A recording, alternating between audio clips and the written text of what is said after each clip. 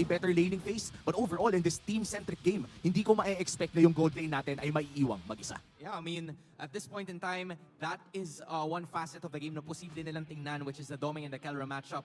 But Umi's right, everyone is gonna contribute. Kailangan magkaroon sila ng matinding ambag, especially in game number 1. Kung saan, mapapansin mo na medyo scattered, kalat-kalat yung mga bans ng parehas na teams. I like this Ruby ban coming in from Aurora, no? Dahil Fnatic Onyx has a history of playing this Ruby both in the XP lane and the gold lane. Sinisigurado lang nila, kumbaga parang nilinis na nila yung first phase of the picking phase. And that also opens up the assassins for Demon Kite. Mas pwede na siya mag-Ling, mas pwede na siya mag-Nolan. Hindi na awkward ang engagement through the backline. And there's the Ling.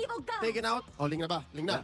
Most likely, this should be a lane coming in from Aurora dahil it's already, the counter picks are already taken away. The Hayabusa is still open, pero mukhang ayan na nga ang lane first pick natin. Ang hirap pakawalan. Hindi nila papakawalan yung lane. It was a quick choice para kay Master the Basics para sa laban na to. And now what this allows for Fnatic Onyx PH to do is pick up one of Super Friends' specialties. Kunin niya ng Zask. Pwede na. That's true. And the Zushin being banned as well, ibig sabihin doon ay magiging mas lamang ang Zask in the laning phase. And the Hylos is open as well. I feel like Zask and Hylos could be a powerful first 2 pick para dito sa red side. At flex rin yung Hylos na yun. Di mo sure. You can put it into Kirk's hands. Pwede rin yun kay Brusco. And mas lalo lumakas yung right side flex. Alam mo, usually nakikita natin yung Zask and Hylos na nasa magkabilang team. Hindi mo silang magkita na magkasama. And kapag napunta yun sa'yo, then this is gonna be a prime choice para sa kanila. Pero ang pinili nila is a Harith. They wanted to give Kelra a more comfortable hero para mapalaban siya. Kasi sino lang naman ba ang mga kalaban niya? Wala na yung Roger, right? So there could probably be the Moskov hero on the other side. But no, it's the focus na una nila pipiliin kasama ni Moskov.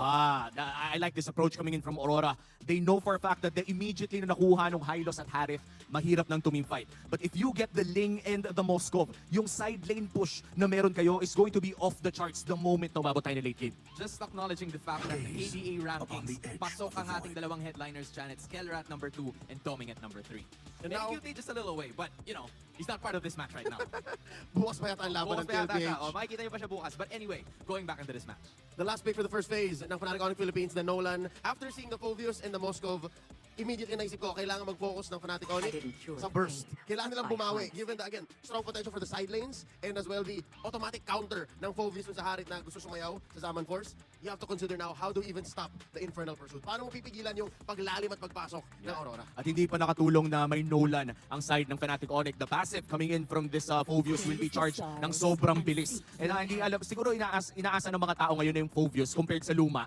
Kada dash may magagawa ka, di ba? But this time around, kada dash na nasa mata ng Phoveus ay nakakatulong sa'yo na makakuha ng passive na in turn ay talagang mapapabilis ang kanyang mga pag-ulti. Tsaka innate na sa kanya eh. Parang hindi niya na kailangan kadalasan ng mga dash para makakreate ng space, para maka-atake whenever he wants to. And that is gonna be really important. Magiging mahalaga yun kung papaano ba gagalaw itong si King Kong at si Kelra, the KK connection of Fnatic Onyx. And so far, it looks like mid ang inaatake ng parehong koponan. Wala pang tunay na mid laner ang both Aurora and Fnatic Onyx PH. Given that the Valentina and the Luya have been banned, interesting, yung Zask open pa rin yung alien. I don't think at this point na maganda pang kunin yung Zask kung sakaling willing atang ibigay. Hindi ko alam, baka may secret counter strat pa ata ang Aurora doon. Pero I guess pwede na rin maglinis, pero Faramis sa kanilang tinanggal. Alright, makes a lot of sense. Super Prince, isa sa mga matitikas na gumamit ng Faramis. And you'd also love to see this matchup as well. Super Prince and si UI. Parehas may angas sa galaw to eh, na yung risky plays that you guys were mentioning about the gold laners, dito, walang duda, kita mo sa dalawa. You can see it also given that in addition to gold and jungle, mid is a key to making these things work. And as mentioned kanina, burst ang kailangan ng Fnatic Onyx PH para mapigilan yung pag-snowball ng Moskov at ng Phoveus. Feeling ko, dito na papasok yung Vex and Aurora. Oh yeah, that's true. Most likely the Aurora. Pero mukhang si Zask ang kanilang kukunin para lang makasigurado na hindi sila mabababaran with that high loss. Problema lang nito is, again, DPS-centric na. Very damage over time, rather, ang Fnatic Onyx PH. But, here's the thing. Sabi ni Super Friends, feeling ko, gagaling ako na lang, coach.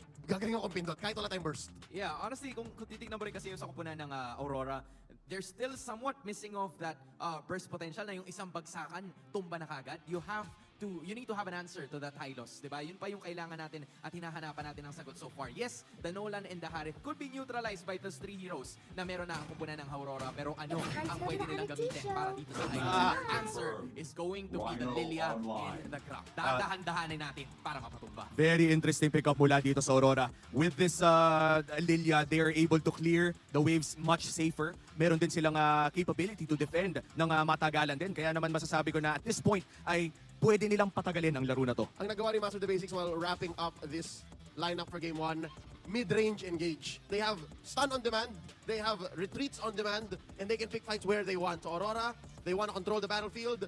For now, so far, Fnatic Onyx PH, sila ang dive comp. Sila ang parang, kapag nag-all-in kami, all-in na. Even the Zas. Kahit na sabihin mo, pwede ka mag-mamba out dun sa nightmare spawn mo, delikado pa rin eh. Alam mo, wala silang pakialam dun sa Hylos. They also don't care kung merong Zas, kung meron yung pinakamalaking alien. So what they're gonna do is pick up a Terizla final pick. Para kung sakali na lumapit sila, sige, lapit kayo, sasaluhin namin kayo ng sabay-sabay. Both, I think, team fight-centric yung parehas na kupunan, pero depende lang kung sinong pwede mauna. In terms of team fight, I would say Fnatic Onyx talaga nakakalamang dito. Ang dami nilang nilalapag, ang dami nilang zone control in terms of objectives. Medyo mahihirapan talaga yung Aurora na pumasok. But in terms of side lane push, lamang na talaga ang Aurora. If Fnatic Onyx Philippines gets the initiative, lahat ng laban kanila. They have to start early. Umpisa ng laban. Just like what these gentlemen have mentioned, kailangan ikaw rin ang mag-umpisa ng laban. And Doming, magkakaalaman na in this game number 1. Casters, pasok. Gold standard na nga ba? Ang hihirangin dito for this battle is going to be Aurora MLBB laban sa Fnatic Onyx Philippines. Excited tayong malaman kung sino nga ba talagang unang aangat para dito sa ating dalawang kupunan. At nabanggit na rin ng ating mga kasama sa Infinix Game Tambayan na yung drafting pattern or inilatag dito ng ating dalawang teams ay may kanya-kanya silang winning condition. Very sabihin natin conditional na nga lang din. And meron silang precise na sinabi din na for Fnatic Onyx Philippines, nag-agree sila na more on pang-diving composition and the zone control ay hawak, especially na meron nga sila ditong Brusco with the Yadigadig or Hylos. Oo nga pala. So, nakita kasi natin parang week 1, week 2 na isa talaga si Hylos sa mga ginagamit na heroes. Now for Renny Chain, nung isang araw din ay ginamit niya rin yung kanyang Grok. So, nakadepende din sa kanila kung paano yung mangyayari. Napaka-tapang ng ating mga gold laners. At tapang nga tao talaga dito. At yun nga yung tutukan din natin. Kasi sabi ni Doming kanina, pagdating sa game, mas paldo siya. Mangyayari kaya yan, especially now na, sabihin na natin itong gamit kasi ni Kelra. Amateur days pa lang, isa to sa specialty niya na tinatawag. Oo nga pala, meron pa siyang mga Lunox before Ay, or oo. mga mages. Now for Doming naman, ito yung kanyang hero na ginamit na very demure, very mindful na naagaw niya yung buff. Oh, at hindi very cutesy yun kung ikaw yung maaagawan. Oo, kasi Diba? timing mo na yun na disrupt. So para sa kanya, siya yung may sariling timing doon sa objective ng kalaban. Yeah. Pero parang iba yata dito yung gustong gawin. Ito na nga, yung isa sa sinasabi nating strength for the zone ay meron talaga dito ang Fnatic Onyx Philippines. Papasok pa nga lang din si Demon Kite! Napadaan lang, nakakuha pa ng paghunga. Napakaganda yan para sa side ng Aurora. So hindi mo mag-engage dito ang ating mga players. So nakafocus lang muna doon sa objective. Nagwasiwas lang dun si Demon Kite. Binabangit mo lang zone control, but you can't touch this for Demon Kite.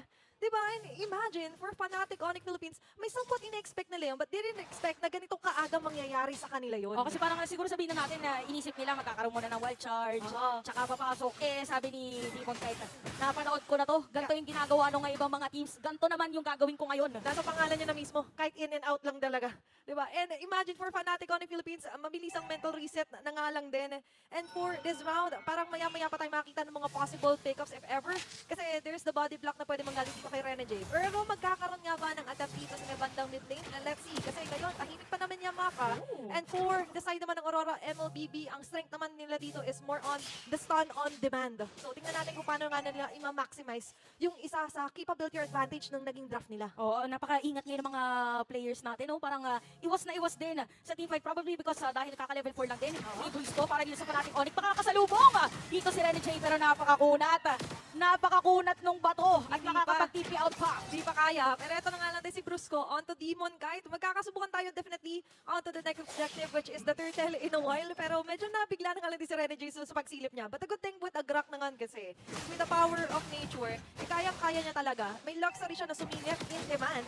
And of course, to try and delay things up. Pero mukhang siya yung itatry na nga lang din i-poke around dito ng Fnatic Onyx Philippines. So meanwhile, sakto na nga lang tayo nag-respawn ng isang pagong dito na maaga rin namang tatauhan dito nila Rene J. Oh, sila din talaga yung nauna nga dun sa positioning. And we have to take note na lamang din na pagdating sa level ang ilang mga players dito. Si Brusco is at level 4, Renny J is at level 6. So nag-aabang dito si Edmond kahit na makuha muna yung isang neutral bago tumuloy doon sa isang mga objective. Nagtatago, Si Brusco makawalan ng buhay pero ginamit na revitalize. White Charge para mapigilan yung kabayo. Ginamit na dito yung kanyang glorious pathway. Na napagpasok doon. First blood para kay Kera. Doon sa may bandang Turtle and Demon Kite makakatakas.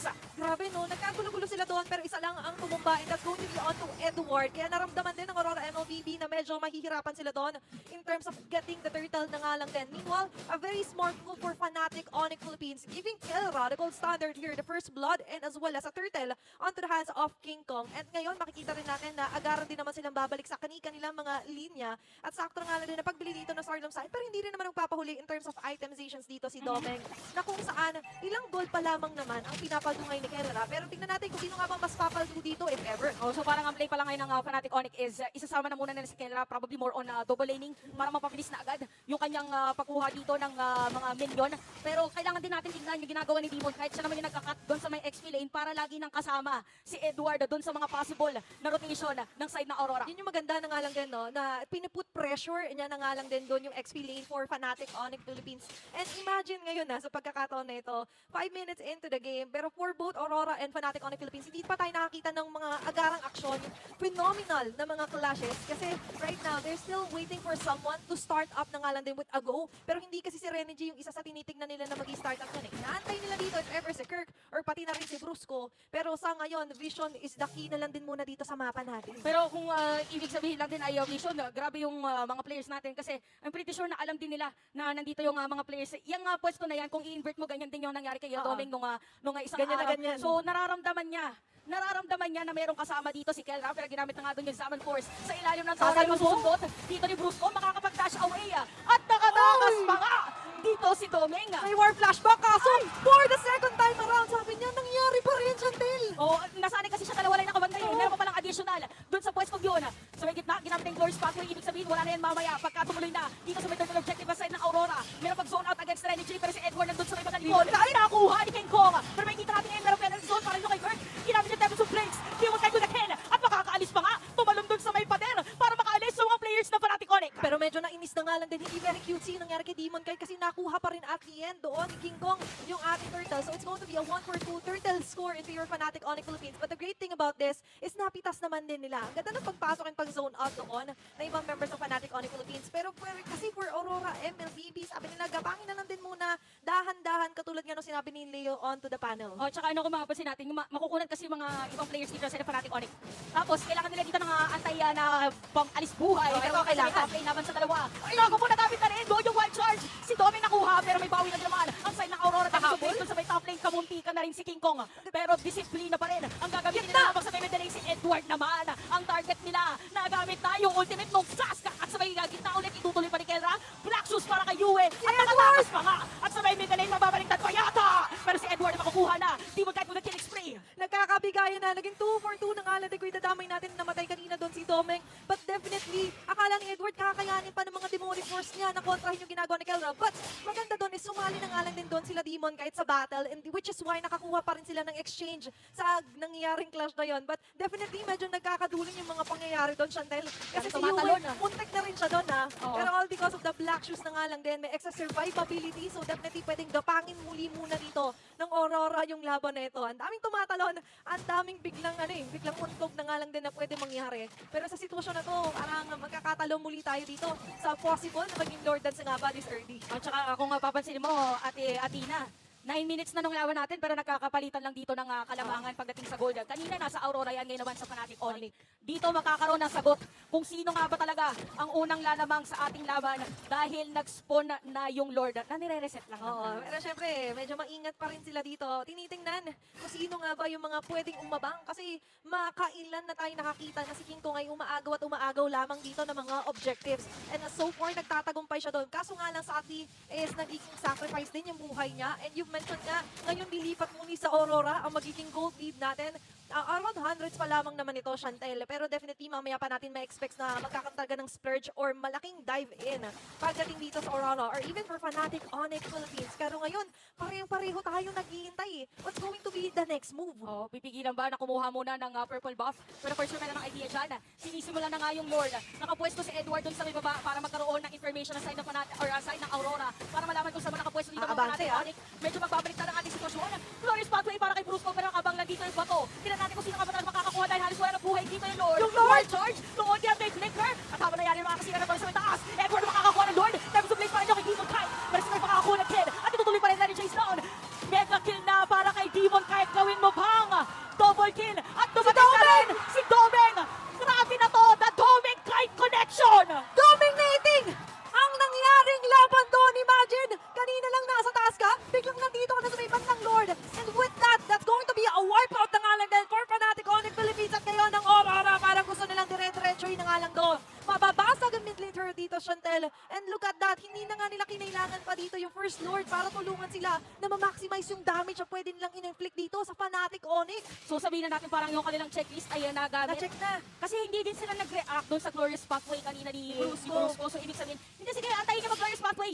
Kung nag-Glorious Pathway, tsaka tayo mag-go. Sa nag-antay lang ng perfect timing dito ang side ng Aurora at sasabayan na nga nila May yung Lord. Brusco sa likod, ha? Si Brusco ay nagbibigay ng Alam information. Ginamit na nga dito yung kanyang Glorious Pathway at mahahanap nila. Dito si Domeng, hindi na makakatakas pa. Super Chris makakakuha ng kill yan. Pero si Red Jay ay makakakuha ng kill. Pero double kill na para ito kay Super Prince. Si Edward na naiwan dito. Sama mo na rin si Yue. Napakakunat ni Edward. Pero hindi sapat yung kanyang sustainability para mabuhay doon sa tatlong players ng Fnatic Onyx. Imagine 3-4-2 naging palitan. Ito na yung strength in numbers na tinatawag natin for Fnatic Onyx Philippines. They have the zone control and of course, yung dive comp. Hindi na nga dive yung ginawa doon ni Bruce. Surprise comp ang ginawa niya doon onto Aurora MLBB. Pero in that sense naman, tutukan natin nangyari doon kay Edward.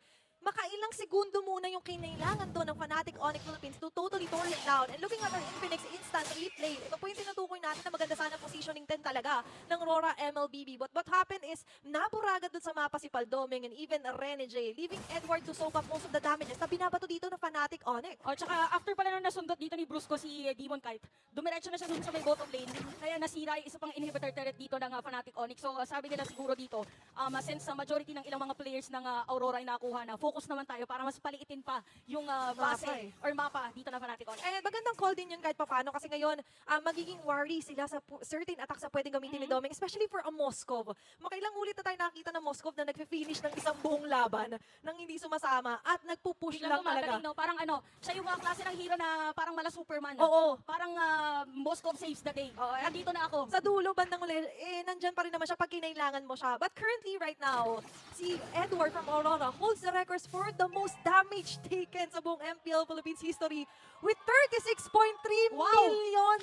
Grabe. Isipin mo, gumagamit siya ng glue. Napakadami na niyang nagamit Oo. na hero, tsaka gumagamit din ng Pakito. So, parang more on front line. Yeah. Tapos meron ding killer instinct. Ika nga, para dito kay Edward. Grabe, no? Edward with a phenomenal title. Talagang parang later on, meron din natin tanongin si Edward, anong feeling na siya yung in-expect natin more on the roamers or tanks, yung ganong Ano klase. Siya ang kumuha ng titulo na yun ngayong season for the whole MPL Philippines history po, 36.3, kung ako nagkakamali, million po.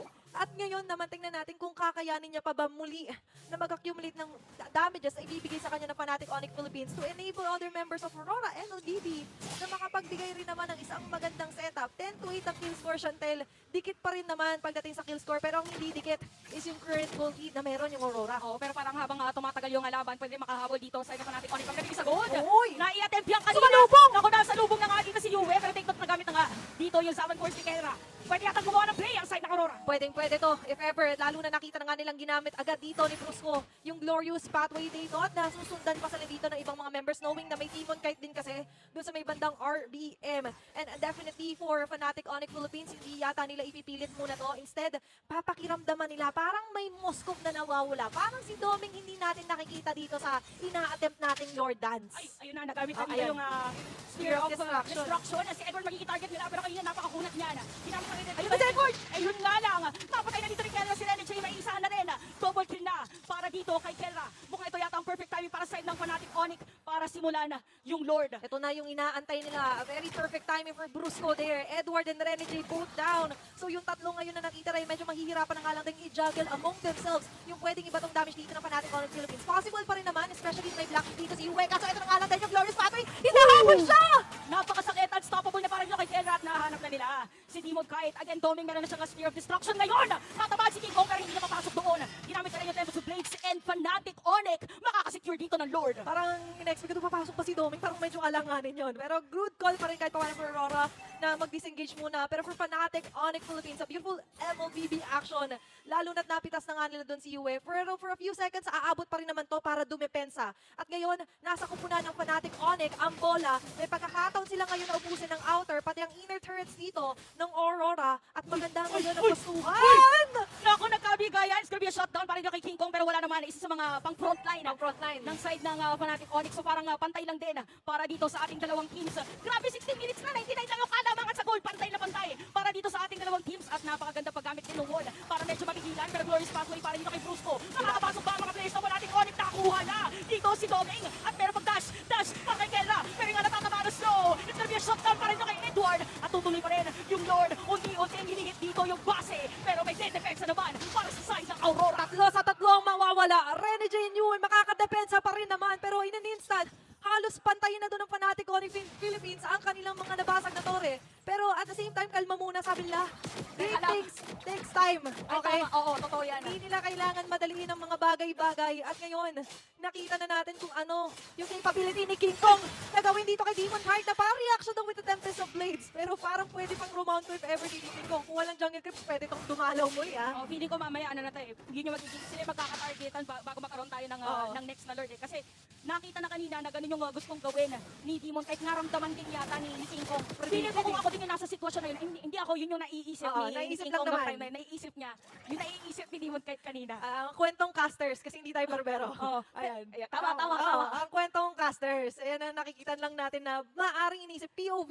Oo. Kumbaga nila King Kong. Siguro kung mag-lord kami, magkikita muna kami minion wave sa may bottom lane. Pero si King Kong, ay, baka naman pag-clear nito, itanggalan ko muna ng Tempest of Blades. Yan, Oo, ganyan, diba? ganyan ang mga nangyayari. So, yung mga teams natin dito masusubukan kung sino ba talaga or kung sino ang mas aangat yung pinaka-adjustment. Parang ano lang to face off. Sino nga angat, sino mas Oh, palag. Sino ang unang papalag din? Yan pala yung pinakatanong dito sa ating next na Lord. Sinong unang papalag at gagamit ng mga ultimate? Sinong mabebait din Naku. dun sa mga teams natin? At baka ilang ulit na nga lang din nila nabebate si Brusco, pero ngayon, ang magiging sagot niya, not anymore. Pero for this round, nandito na nga lang din si Kelra. Ito na yung go signal ng Fnatic Onyx Philippines. Ay, dalawa or isa dito, magiging pula ang buhay. Pumasok pa si Kirk! Si Edward nakuha na nila kasi tinamaan din na penalty zone dito ni Kirk. Mawala ng immortality pero hindi ipapasukin dito ng Aurora. Okay, so 43 seconds na kumubuhay na ko si Kiko. Magiging target nila. Tempest of Blades ginamit na at napabili pa nga ng immortality ng moment na yun. Pabilisan talaga ng buy and sell ng mga pangyari dito, Chantel. It's better safe than sorry. Oh, Diba? ay, naku, sorry.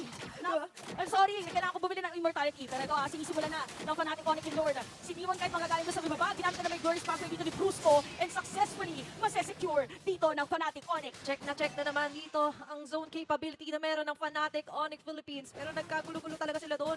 The moment na medyo nagulat sila, may Kelra agad sa harap. Tapos pumalo up agad doon with the carpet dito si Brusco. And a beautiful setup play with Kirk as well with his penalty zone. Pero ngayon for Aurora ay mapipilitan silang mag-back away, dumepensa. Pero may natitira authorities, may bandang baba. Pero at the same time, pero mukhang pwede rin kasi itong i-maximize at basagin maya-maya lamang ng Fnatic Onyx Philippines. Pero ito na nga lang din, ang pag-marcha ng Lord sa pinakaloob ng base ng Aurora. May pangtunaw pa rin naman sila. Ang Moskov is still a Moskov na ililigo pa rin naman nila yung sights nila onto other lanes as well. Kung kaya naman na-prevent nila na magkaroon ng medyo madugong labanan doon sa may bandang top lane nila. O, tsaka mabilis din talaga mag-clear ng mini wave yung isang Nelia. Pero ginamit na ulit dito yung Glorious Pathway. Itutuloy na sa na Fnatic Onyx yung pagsira na sa gitna. Masesecure na nga ni King Kong nung moment na yon. Another immortality para sa side ng Fnatic Onyx kay Brusco naman daw. Naku, medyo mas mahihirapan na ngayon ang Aurora. Hindi pala medyo, mas mahihirapan sila with that immortality build na nga lang din dito kay Brusco. Lalo na't isa nga talaga siya sa starter ng mga kaguluhan dito sa mapa. Pero si Edward yata medyo iniinda ang sakit na magagaling dito sa mga pagsayaw-sayaw ni Kelra. Edward is down habang sila Demon kahit ang Renny J. Yue ay medyo magbaback-away na lang din muna. Oh, 3.2k gold lead para ngayon sa side ng Fnatic Onyx. Tsaka parang ano dito, full item na rin si Kela, kaya napakasakit na now at 936 para sa kanyang Harith. Tingnan natin kung paano kukontrahin dahil may panibago na namang minion wave ang side ng Fnatic Onyx. Itutuloy na ba talaga nila? Ito Or na lang. madedepensahan pa rin ng Aurora? Until pagpasok ni Kirk, nakalagot pa yan ang window, pero mukhang yung mga members ng Aurora hindi pa rin naman susuko at ang mga tao na dito, mga sibat. Ang ng mga Angry Gloves, kakayanin lang tumipensa. Si Brusco matatanggalan ng immortality, pero mukhang kakayanin pa rin nila tunawin to. Double pick na para kay Yue. At makikita natin meron pang nabiling immortality si Doming no moment na yun. So, 4 mana down para sa side ng Fnatic Onyx. At 22 minutes na, ladies and gents. 3 digits pa rin yung kalamangan pagdating sa gold. Napakagandang depensa para dito sa ating dalawang kupunan. Grabe. At parang ang struggle nila ngayon for both is kung paano tatapusin yung laban. Kasi even for Aurora, nakasira sila ng dalawang torres. Same with Fnatic Onyx. Look at that. Onto our Infinix instant replay. Ang ganda kasi ng ginawa dito ni Yue, to be honest, and even dito ni Domeng. To the point na ito, aabot na nga sila sa pinakabase. Si Kiko matitira tumipensa. At isang mabilis lang, isang teamfight lang ang kinailangan